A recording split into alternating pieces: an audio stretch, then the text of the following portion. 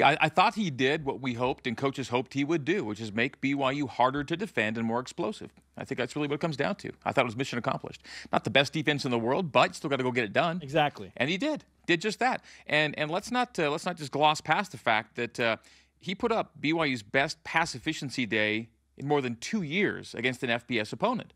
It's been a long time. Toledo in 2016 was the last time BYU put up a 150 plus against an FBS opponent, and 150 is the magic number. BYU's won 34 straight games with a pass efficiency of 150. You're probably asking yourself, well, how hard is it to get to 150? Is that a great night? Well, here's what a 150 is.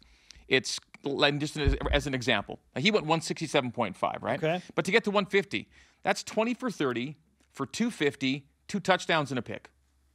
What does that sound like? That sounds like an average to okay day. Reasonable That's 150, yeah. all right? BYU's won 34 straight games at a 150, so it's not impossible to get to.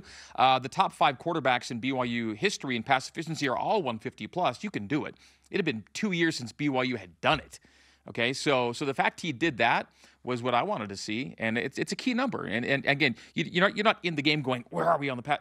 At the end of it, you see where you were, but you can get a feel of how the game is going, and then you confirm it with the number. And so that's what Zach did, and exactly what I hoped he would do. Another number that you put out there in the post game, and Kalani kind of chuckled at it, but I was like, no, Greg's right. BYU 12-0 under Kalani when leading at the half. Yes. Leading at the half really matters for this team, and scoring first and all that stuff. Scoring first, leading after 1, leading after 2 have been almost everything for this program. And it's more so with BYU than other teams. It's more weighted for whatever reason for BYU. And so, yeah, it's kind of one of those things that's kind of funny, but it's really not. You got to get out in front, because if you get out in front, you'll stay in front. That's the way you've been. And it's been harder for Kalani's teams to come back. And again, that's for most teams. But that said, the largest comeback in the Sitake era is 7 points. So if you get down 7 points? Yeah, if you get down 2 scores, it's over. What? So it behooves them to get out in front, because they can stay out in front. They've proven they can do that. And so, and again, they scored first possession. They scored 14 points in the first quarter. By the way, 14 points in the first quarter equaled their first quarter output from the previous 10 games combined. Okay, so some things got fixed. Yeah. All right, some things got fixed with Zach Wilson at quarterback. Yeah. Well, it helps when you rush for 280 yards as well. And the other magic number is 150, and that's 150 rushing. Kalani Sitake's teams are 16-2 when they rush for 150 plus. So let's call it the nifty 150s here. You got to get 150 pass efficiency. You got to get 150 on the ground. You're going to put yourself in a really good spot, and BYU was that team on Saturday night. We saw that 280 yards rushing come from a bunch of different people. Mm-hmm. Zach Wilson, Riley Burt, Matt Hadley. The fact that Zach Wilson's involved is important. It's important, absolutely. Yeah. What do you think about BYU's rushing attack if they are not able to rely heavily on Squally Canada moving forward? Whoever gets the yards. I mean, Lopini's fine. This is a next man up world, and it'd be great to have Squally back at full speed, because he gives you one more good running back. But whoever gets the yards, I do not care. I'm just not particular. Get the yards, please.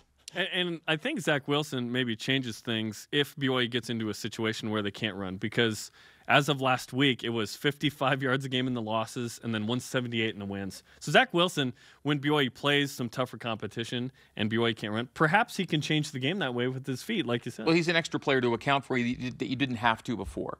There were certain things defenses didn't have to consider with Tanner Mangum. They have to now with Zach Wilson. It makes a big difference. You're just simply harder to defend.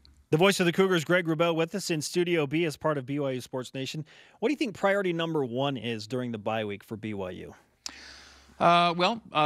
Get healthier. The guys who are banged up, give them a week off, a week of rest, and a chance to get as close to full speed as they can for the stretch run. I think that would be priority number 1. Just get healthier, and every practice rep is a good rep for Zach Wilson. I was really impressed with his poise in that first game. I just thought he looked the part, looked comfortable. And again, it's kind of a vibe or a feel thing. I really couldn't quantify it, but I sensed that he was going to be good because he felt and looked comfortable to me. Like he didn't look nervous. Didn't look rattled. Jerky. And just throw such a smooth ball. Kind of an effortless ball at times. And wow, it's tough not to get excited about the future with him because of how good he looked in game 1. And there will be struggles. There are for every freshman quarterback. But from what you saw in the first game, throwing him in that situation, I thought he couldn't have performed any better. I thought his poise rating was above 150. I gotta find a way to quantify that. Yeah. But I felt it was there too. The body language factor. Exactly. Yeah. We discussed BLF. Yes. Get a high BLF. We discussed this yesterday.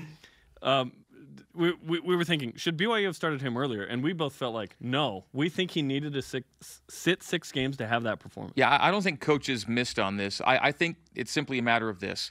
The August criteria were not the October criteria. They're different. And in August, the Tanner Mangum decision made more sense. And in October, the Zach Wilson decision made more sense because the criteria change over 6 games in 2 months. And so I don't think they missed at all. I think they did the right thing at the time. And I think they did the right thing again at the time in October. The BYU defense showed up in a major way that they haven't all year, especially in the sack category. I think they had 5 or maybe 6. 6 total. 6 total coming into the game against Hawaii. And they had 4 that night? And 4 with 4 to get to 10 total on the season.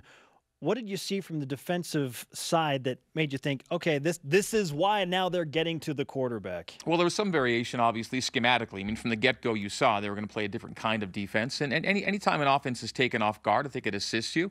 And then guys had to go out and have the willingness and the desire to, in Kalani's words, play BYU football, be a physical team again, get after that component of your identity, and I thought they did so. I think every opponent gives you different opportunities, and Hawaii's offensive line and offense in general gave BYU the ability to get into the back. Again, they're a 4-wide, 1-back team. They're never going to have an extra blocker in. There's never going to be a tight end. There's never going to be a fullback. It's probably easier to get to the quarterback if you can get there quickly. Again, their whole thing is timing. Get the ball out quickly. And if you're decent in coverage and they started in nickel and went to dime, then you're going to have a chance. And I think they exploited that chance very well against Hawaii. It wasn't necessarily more BYU being aggressive as it was just. Well, I thought it was both. I think they were. I really think they were. I think they were extra aggressive and physical and varied in their approach and looked different than they had the previous week schematically. Combination, okay. Yeah. We'll always remember the 2018 season because BYU beat Wisconsin. That's not in question. But we've been talking about, does BYU need to get a win against Boise State and or Utah to kind of get this to the next level in terms of, hey, that was a really good season or whatnot? How do you feel about what's left and what BYU could do in terms of how we'll remember this? Well, because they've struggled against Boise, never having one up there, and because they have lost as many in a row as they've lost to Utah, you'd like to be able to get one or if not both, just to kind of get rid of that particular component. But let's look at it differently. Let's say you don't win either of those games, but you win every other game, including a bowl game, and you finish 8-5. Man, I would feel happy. It was an 8-5 season, coming off 4-9 with a bowl win. A success. Yes, absolutely. So let's look at it that way. So I think even if you don't, again, you can't just hold everything up to those 2 games. You want to get them. If you don't, but you do win every other game and you finish 8-5, was it a successful season? Was doubling your win total and getting back to a bowl and winning in Big Ten country? Did that help you feel like it was a successful season? And I think you'd have more people saying yes than no. So again, I want it all. I want to win every game. From here on out. Yeah. And I want it now. But if you don't, there's still a way to feel pretty good about the year. But we've got to get through 13 games first. Yeah. Okay, Greg, let's walk through your broadcast schedule for the rest of the week so people can know when to listen to you, where to listen to you, and how to be involved during the bye week. Starting tomorrow, right? Well, tonight. We have Behind the Mic, and as you mentioned, Bruce Brockbank talking golf, and then Mike Smith, former NBA draft pick, first-round draft pick, by the way, Cougar All-American and NBA broadcaster. By the way, he's back doing NBA broadcasts this year. Oh, really? He'll tell us where. Ooh, and how. Yeah. Okay. It's all coming Tell up. us during your commercial break, Greg. So Mike Smith and Bruce Brockbank tonight, and then tomorrow, BYU Women's Soccer at Pacific. We'll have that. And then Friday night, Cougar Tip-Off. Shep fills in for me, works with Mark Durant, does Cougar Tip-Off on the radio. And then Saturday, I'm back on the air with soccer at St. Mary's. So it's a busy weekend. You've got some stuff going on, too? Yes? Volleyball Thursday night. Cougar Tip-Off Friday night. On with the Jerem? Online platforms. So Jerem has to make an unexpected trip to Idaho Falls. Oh, yeah. Really? Yeah. So it's Spencer and Shep holding down the fort in Provo. Very well. And then Saturday. Who's doing Cougar Tip-Off with you on Friday night? Kristen Kozlowski. Okay, good. Yeah. Yeah. 2K. You didn't tell me you weren't going to be there, by the way. Sorry. Normally, Jerem texts me immediately once all of his plans. Hey, Greg, change. This has nothing to do with you. Yeah. But I just want you to know. Just put it on your calendar. I won't be there. All right. I'm going to email you retroactively. Yeah, enjoy the email. Enjoy the call with Kristen. I look forward to that. Thank you. And we've got a busy week. Yeah. And we'll look forward to Behind the Mic tonight with Mike Smith and that little nugget you threw out there to tease all of us. He was with the Clippers for a long time. Where is now he's with somebody else. Dunk. Yeah. Ralph Lawler. Oh yeah. Thanks, Greg.